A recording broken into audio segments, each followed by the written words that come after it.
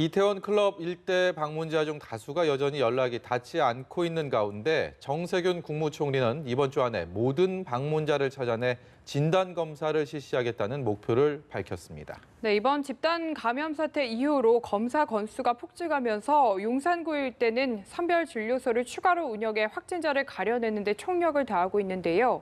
관련 내용 짚어보겠습니다. 유병욱 순천향대 서울병원 가정의학과 교수 모셨습니다.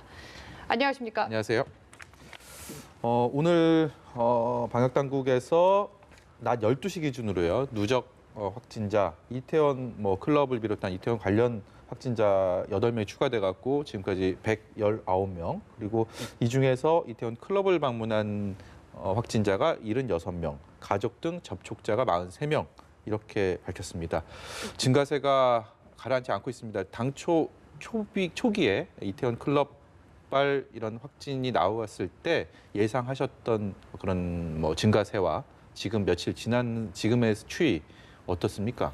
우선 우리가 대구 경북에서 처음에 이 특정 종교로 인해서 정말 속수무책으로 늘어날 때 한 외국계 투자회사에서 예측을 했던 게 있습니다. 네. 수학적 계산으로 그때 네. 2만 명 얘기가 나왔었거든요. 그래서 예. 많은 분들이 놀랐었는데 실제로 그렇게 진행이 되지 않았었죠. 그것은 우리가 코로나19에 대한 것을 잘 몰랐을 때도 우리가 어느 정도 방역을 성공적으로 했고 또 국민들과 소통을 통해서 검사를 하고 또 네. 전수조사 또 집단 관리 등을 통해서 차단을 했었던 부분이 성공적이었습니다. 네. 처음에 이 얘기를 들었을 때 저는 이제 구로 콜센터가 딱 주마등처럼 생각이 났었던 것이 우선은 그 규모라든지 또 환경이라든지 굉장히 유사하고 예. 또 하나 걱정되는 것은 그 구로 콜센터 주변에는 혼잡도가 아주 높은 대중교통시설이 있고 거기를 통해서 경기 북부나 인천, 경기 남부 등으로 퍼졌기 때문에 대규모 수도권의 뇌관이 터졌다 이런 얘기가 나왔지만 지금 제가 말씀드린 동안에도 기억이 안 나시는 분도 있을 수 있습니다. 네. 근데 이것은 약간 달라서 저도 초기에 굉장히 많이 당황을 했고 주말 동안 같이 우리 동료들하고 일하면서도 이런저런 얘기를 했었는데요. 우선 확산세는 아직도 예측할 수가 없고 초기부터 이렇게 한번 산정을 해볼게요. 우리 젊은 사람이 100명이 있는데 젊은 사람 100명 모두가 조용한 전파자였던 거예요. 감염은 됐고 바이러스가 있는데 증상이 전혀 없어서 뭐지? 이러고 있었는데 그런 사람들이 모였어요. 100명이 모여서 서로 계속 다중 접촉을 합니다. 예. 바이러스를 갖고 있던 게 제가 만약에 10만큼, 여긴 20만큼의 바이러스가 있는데 서로 계속 뭉치면서 그게 서로 전파력이 강해지고 90, 100이 되면서 그 100명 똑같은 사람 중에 가장 면역이 약했던 사람에서부터 증상이 나타나기 시작한 거죠. 예. 즉 이런 상황이기 때문에 예측할 수는 없지만 다행히 우리는 이 마스크 쓰기와 개인 방역 그리고 또 국가에서 지금 행정력을 집중하고 있기 때문에 제가 볼 때는 구로 콜센터 사건으로 발생된 그런 확진자 수와 그 정도 내외 또는 거기에 한 2배수 정도의 확진자로 우리가 가라앉을 가능성이 높다고 봅니다. 근데 그것을 그냥 수학적 계산으로 해서 마스크 쓰지 않았고 사람들이 제대로 검사를 하지 않았고 한다면 이것이 우리가 R러시라고 하는 이 감염 지수가 2.5 또는 3을 본다고 하면은 오늘 우리가 확진자가 처음 확진자 숫자의 몇 배를 넘어서 지금 400~500명씩 나오고 있어야 되는데 예. 그렇지 안 나오는 거는 실질적으로 많은 분들이 감사하게도 협조를 통해서 검사를 하고 있는 것들. 그리고 우리가 이런 생활 방역으로 돌아가면서 느슨해졌다가 또 갑자기 경계심을 제가 5월 8일 기준으로 버스랑 지하철 탔을 때 마스크를 안 쓰신 분들이 조금 늘어나다가 최근에는 또 많이들 쓰고 예. 계시거든요. 그렇기 때문에 우리가 조금 더 방역에 신경을 쓰고 한다면 이 고리를 끊고 새로운 경각심은 되는 거고 오늘 내일 그리고 금요일까지가 이제 그 일주일 그다음에 증상이 나타나서 가장 많은 환자가 생길 수 있는 피크점인데요.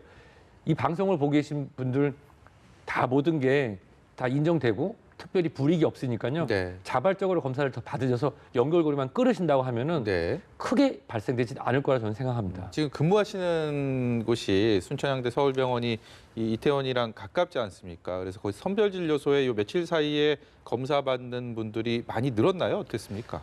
저한테 기회를 주셔서 이제 뭐 어린이날이라든지 그다음에 노동절 이럴 때 이제 선별진료소에서 일요일날 자원봉사를 더 고생하시는 간호사 선생님들하고도 같이 일을 했었습니다. 5월 5일 어린이날에 이제 같이 오랫동안 손발을 맞췄던 고생하셨던 간호사 선생님, 기사 선생님이 하신 말씀이 아, 앞으로 교수님 빨간 날, 쉬는 날 나오실 일 없겠네요 하고선 저희들이 하는 말로 이제 제대를 했습니다. 옷을 벗고 나왔는데 일요일 날 정말 너무 많은 분들이 고생하셨어요. 많은 분들이 오셨고 또 자발적으로 참여하셨고 또 병원에서는 환자분들을 모실 준비를 하기 위해서 예. 직원분들에 대한 검사를 선제적으로 진행하면서 환자분들에게 안전한 환경을 모시기 위해서 준비를 했거든요. 그리고 또 외국인분들 또 내국인분들 병원을 방문하기 위한 분들에게도 충분히 안내를 통해서 검사를 하는데 지금 검사 받으신 숫자가 월요일, 화요일은 3월 중순에 그 숫자보다 더 많이 오시더라고요. 어떻게 보면 감사의 말씀을 드리고 싶어요. 내가 혹시라도 연결고리가 될 수 있다고 하셔서 자발적으로 어려운 걸음 하신 분들에게 너무 감사를 드리고요. 의료진들은 힘들지만 이 연결고리를 끊기 위해서 찾아주시는 그런 환자분들, 본인이 증상이 없지만 내가 개인 방역의 주체라고 생각해서 오시는 분들께 너무 감사드리고 있습니다. 예. 네. 구로 콜센터와 비교를 해서 그렇게까지 걱정은 하지 않아도 된다라고 말씀을 해주셨는데 제가 단순히 좀 생각을 해서 구로 그리고 콜센터로 좀 한정이 됐는데 지금 이태원 지금 클럽 같은 경우에는 직업군도 굉장히 다양하고 지역도 거의 전국적으로 확산돼 있는 상태거든요. 이거는 좀 걱정을 안 해도 되는 겁니까? 저도 처음에 이 소식을 접하고 머리가 탕 뭘 맞은 느낌이었습니다. 일단은 제가 클럽 환경에 대해서 잘 몰라서 예. 학습을 했습니다. 그 호핑이라고 하는 단어가 있더라고요. 보통은 뭐 홍대 같은 경우는 클럽데이라고 그래서 예전에 한 번 돈을 내면 여러 클럽을 다닐 수 있다. 그래서 여러 곳을 다닐 수 있다 보니까 불특정 다수가 개인 방역 마스크를 쓰지 않은 상태로 계속 만나게 되니까 예. 그 중에 한두 명만 그 타이터가 높아서 감염력이 높은 사람이 있으면 슈퍼 전파로 꼬리가 돼서 여러 명한테 옮길 수 있고 옮긴 게 또 옮기고 또 다른 연결고리가 생기고 그럴 수 있다고 생각을 했는데 이분들이 이제 끝나고 집에 가실 때 그 근처에 계신 식당을 관리하시는 분들이라든지 교통수단, 택시기사님들이나 버스 운전기사님들 이런 분들은 개인 방역을 잘 하고 계셨고 또 출근을 했다 하더라도 개인 방역을 잘 하고 있는 상태라고 하면 연결고리가 정말 말씀하신 대로 지금 강원도에도 나오고 제주에도 나오고 예. 천안, 뭐 충북 지역에도 발생하고 이렇게 돼서 굉장히 확산세가 굉장히 커질 가능성이 높다라고 걱정되거든요. 하지만 그때의 방역 당국의 경험과 지금의 방역 당국의 경험은 다릅니다. 여러 가지 우리 이런 표현, 산전수전이라는 표현을 쓰죠. 여러 가지 케이스를 통해서 행정과 이런 것이 지금 다 하나의 그 컨트롤 타워 안에서 이것이 유기적으로 의료기관, 행정명령, 그다음에 경찰 등의 이런 추적 장치들이 하나가 되면서 메시지를 대고 또 언론에서도 과거에는 뭐 예를 들어서 어떤 지역이 뚫려, 청절 지역이 없어져 이런 예. 그런 보도보다는 특정한 어떤 집단에 대한 매도나 특정한 것이 아니라 그냥 유흥시설에 방문했던 사람들에서 발생할 수 있는 것이니 본인이 그것이 관련된다고 하면은 방문해서 검사를 받으십시오라고 하는 이런 바른 언론의 모습들이 있기 때문에 어떻게 보면 우리 대한민국 국민과 이 방역을 하는 이 코로나19를 이겨나는 모든 주체가 학습이 되었기 때문에 그래서 제가 안심이 된다는 거지 실제로 아까 말씀하신 것처럼 굉장히 다양한 군이 있었고 전국적으로 퍼져 있기 때문에 그런 위험성을 산재하지만 우리가 굉장히 검사 건수가 많이 늘었는데도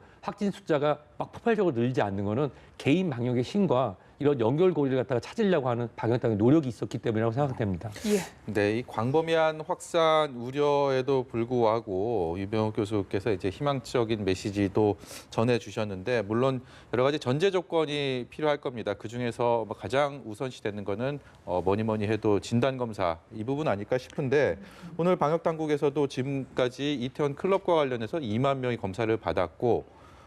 나는 괜찮겠지라는 그런 방심이 있어서는 안 된다라고 하고 정세균 총리는 아무것도 안 물을 테니까 와서 검사를 받아라라고 얘기를 했습니다. 정말 자발적인 그런 검사가 어느 때보다 필요한 시기 아니겠습니까? 이게 역학조사도 사실상 어려운 상황이기 때문에 그 부분들이 더 중시되지 않을까 싶은데요. 그렇습니다. 사실은 우리가 과거의 기억을 더듬어 보면 그 특정 종교의 그 명단을 받아서 그분들을 전수조사를 해서 예. 연결고리를 끊었기 때문에 그리고 거기에 우리가 대구 경북 시민들의 그런 힘으로써 연결고리를 끊었죠. 물론 많은 희생이 있었고 안타까움이 있었죠. 그런 것들이 반복되지 않기 위해서는 네. 우리가 지금 이런 의학적인 측면이 아니라 사회학적 측면으로서 검사를 해야 되는 겁니다. 내가 목이 좀 간지러워서 나는 약간 미열이 있는데 코로나19 검사 받기 내가 좀 민망한데 혹시 내가 검사를 갔다가 혹시라고 하는 이런 다른 그런 시선을 받지 않을까 하는데 전혀 그렇지 않습니다. 예. 지금은 우리가 예전에 그런 방역에서는 어떤 것을 추적하고 하는 거지만 이게 마무리 단계에서 생활 방역으로 넘어간 단계에서 폭발적인 그런 것이 증가될 수 있다는 전제 조건. 왜냐하면 방역은 지나침이 절대로 나쁘지 않습니다. 네. 그렇기 때문에 지금은 좀 편안한 마음으로 방문하셔서 검사를 받으시고 그 검사를 통해서 연결고리를 끊어간다고 하면은 내가 우리 방역의 주체가 될 수 있다고 생각됩니다. 예. 네, 어쨌든 확진자 수가 생각보다는 폭발적으로 늘지 않는다는 점은 참 다행이라는 생각이 드는데 그래도 안타까운 점은 원래 예정대로라면 우리 고3 학생들이 오늘부터는 등교를 하는 날이었거든요. 그런데 코로나19 확산으로 등교가 일주일이 더 연기가 됐습니다. 일주일 후에는 등교 다시 할 수 있을지 또 의학적인 소견에서 등교를 해도 된다고 보시는지 궁금하거든요. 사실 의학적 소견으로 판단할 수 있는 부분은 아닌데요. 예. 제가 이제 수막구균이라고 하는 다른 종류의 세균성 뇌수막염, 뇌수막염은 치명적입니다. 보통 아이가 열나고 머리 아파요, 토하는 그게 아니라 바이러스성 뇌수막염이 아닌 세균성 뇌수막염. 그중에 이 수막구균성 뇌수막염은 치명적입니다. 근데 이게 누가 이 세균을 갖고 있는지 몰라요. 근데 예를 들어서 기숙사에 있는데 첫 예. 번째 학기에는 그 세균을 가진 친구가 10%인데 기숙사의 두 번째 주, 세 번째 주, 네 번째 주가 되면서 그 보유율이 늘어납니다. 그러면서 그 중에서 면역이 약한 친구에서 발병을 하고 치명적으로 발생할 수가 있거든요. 즉 이런 밀집도와 바이러스나 세균에 대한 질병의 발병에 대한 것들은 이론적으로 어느 정도 성립이 돼 있는데요. 그래서 우리가 계약을 하게 되면 밀집을 다시 한다는 거죠. 이 유흥시설에서 밀집했다가 바이러스가 더 강한 전파력을 갖고 그중에서 면역이 약한 분들에게서 발견이 되면서 그것을 우리가 존재를 알게 됐죠. 이건 무슨 얘기냐면 조용한 전파는 지금 진행되고 있을 겁니다. 네. 이 생활 방역으로 전환한 이후에도 이런 메시지를 전문가분들이 많이 말씀을 드렸는데 코로나19 바이러스는 지금 우리 사회, 특히 젊은 층에서 조용하게 마치 강물이 흐를 때 깊으면 소리가 나다든지 흐르고 있다는 거죠. 그렇기 때문에 학생들 사이에도 이 조용한 전파가 일어날 수 있다고 하면 계약을 할 수가 없는 거죠. 하지만 계약을 통해서 사회가 다시 돌아간다는 국정에 대한 의지를 보이는 겁니다. 이럴 때 우리가 학부모님들이 걱정하시는 게 그럼 우리 애가 시험대에 오르는 거냐. 근데 이거는 어떤 의학적인 시험대가 아니라 방역에 대해서 이미 대만도 그렇고 중국도 이미 시작을 했고 계약을 통하는데 몇 가지 규칙을 갖고 진행을 하고 당연히 개인 방역과 이 학생들의 건강을 담보로 하는 입장에서 계약이 정무적으로 결정이 된 겁니다. 예. 의학적인 판단으로 본다면 사람이 모이면 보통 아이들이 가장 많이 감기 걸리는 게 바로 3월 둘째 주입니다. 왜냐하면 첫째 주에는 증상이 없고요. 모인 다음에 둘째 주가 되면 그때부터 애들이 병원에 들락날락 하죠. 계약하고 다음 주네요. 계약한 주에는 애들이 이제 막 합치기 시작해서 좋고 그 다음 주부터 아픕니다. 예. 그래서 계약이 되는 시점에서도 마스크 착용과 이 교실 내에 코로나19의 방역에 대한 것이 99%라고 장관님께서 말씀하셨는데 거기에 더해서 국민의 심, 학생의 이해가 더해져서 100%로 방역을 할 필요가 있고요. 예. 계약은 언제가 돼도 하긴 해야 됩니다. 이 정부에서 생활 속 거리두기, 생활 방역에 대해서 재검토할 것이냐 여기에 대한 것에 상황을 좀 더 지켜보겠다라고 했습니다. 일단은 강화된 방역에서 생활 속 거리두기로 전환된 지 얼마 되지 않아서 또 이런 사태를 저희가 경험하다 보니까 이제 다시 돌아가야 되는 거 아닌가라는 의문을 제기하는 분들도 있습니다. 여기에 대해서는 어떤 소견 갖고 계십니까?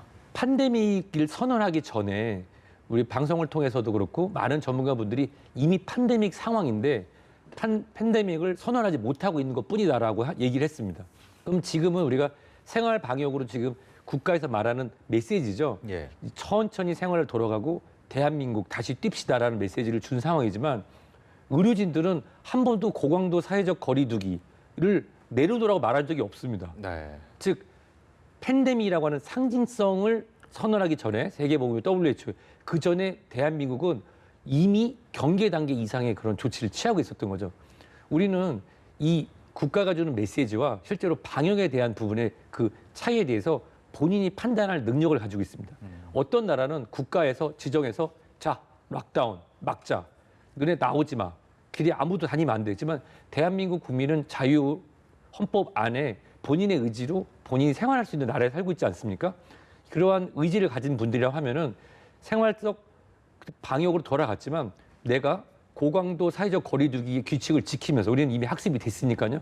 그 규칙을 지킨다고 하면은 예. 그걸 굳이 국가에서 생활 방역에서 전환을 하지 말고 우리 국민이 90% 이상 그걸 지킨다고 하면은 대규모 집단 발병 없이 산발적으로 되면서 코로나19에 대한 것을 우리가 극복할 수 있으리라 믿습니다.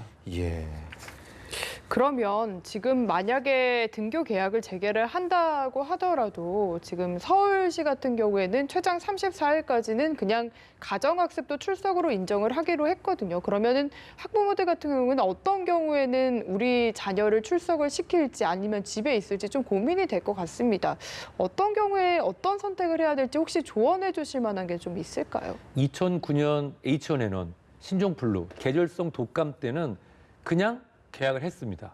계약을 하고 휴교, 그다음에 일부 폐쇄, 예. 등교 불가 이런 것들이 반복되면서 교육 당국도 많은 그런 딜레마에 빠졌었죠. 이거는 이렇게 해도 결국은 절반 이상은 좋아하지 않고 이렇게 해도 절반 이상은 좋아하지 않는데요. 제 의학적 견지를 본다고 하면 등교 계약은 진행을 하는 게 맞습니다. 등교 계약 진행을 해서 이것이 조용한 전파가 이루어지든 아니면 그 안에서 새로운 환자가 발생하면 빠르게 격리해서 치료해서 연결고리를 빨리 끊어서 어차피 지금 백신과 치료제가 아직 확정되지 않은 상황이기 때문에 네. 서서히 사회적 확산의 속도를 조절하고 그 안에서 우리가 방역 당국이 얘기하는 하루에 50명 이내의 확진자 그리고 그 50명 중에 5% 미내가 깜깜이 전파라고 하는 연결고리를 못 찾는 것 이내라고 하면 방역 당국에서 치명률을 낮추면서 국민의 건강을 지킬 수 있다라고 하는 거는 가이드라인을 만들지 않았습니까? 그래서 어차피 이 계약이라고 하는 것은 정무적 단계에서 결정이 되겠지만 등교가 진행이 돼야 이것이 사회가 다시 돌아간다는 신호가 되기 때문에 근데 문제가 뭐냐면 계약 전에 유흥시설이 먼저 돌아가면서 이 문제가 발생을 했죠. 네. 학교라는 단체는 어느 정도 우리가 조절이 가능합니다. 아이가 아파요? 등교시키지 마세요.